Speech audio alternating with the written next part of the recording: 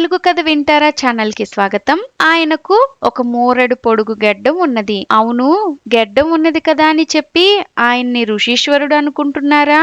కాదు, ఆయనొక సాయిబు. అయితే సాయిబుకి నిండా 60 ఏళ్లు ఉండటం చేత తల గెడ్డం కూడా తెల్లగా నెరిసిపోయి జనపనారని మరిపిస్తున్నాయి. మన సాయిబుకి తన గెడ్డం మీద ఎంతో ప్రేమ.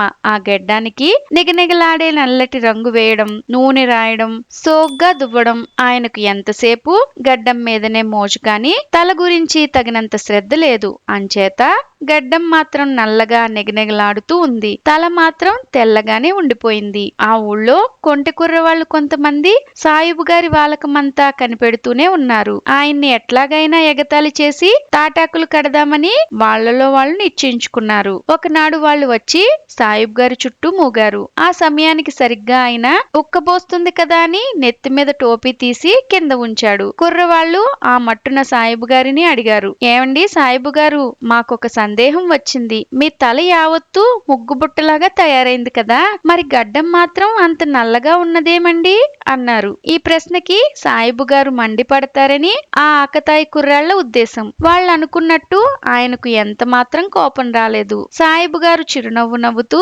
నిదానంగా ఇలా చెప్పారు, అబ్బాయిలు, ఇందులో ఆశ్చర్యం ఏముంటుంది? తల వెంట్రుకల కంటే గడ్డం వెంట్రుకలు 20 సంవత్సరాలు చిన్నవి, అందుకనే అవి నెరిసిపోయినాయి, ఇవి నల్లగా ఉన్నాయి అని సాయిబు చెప్పిన ఆ సమాధానం విని కుర్రవాళ్ళు సిగ్గుపడ్డారు. ఇలాంటి మరెన్నో కథల కోసం తెలుగు కథ వింటారా ఛానల్ ని సబ్స్క్రైబ్ చేసుకోండి. మరొక మంచి కథతో మళ్ళీ కలుద్దాం.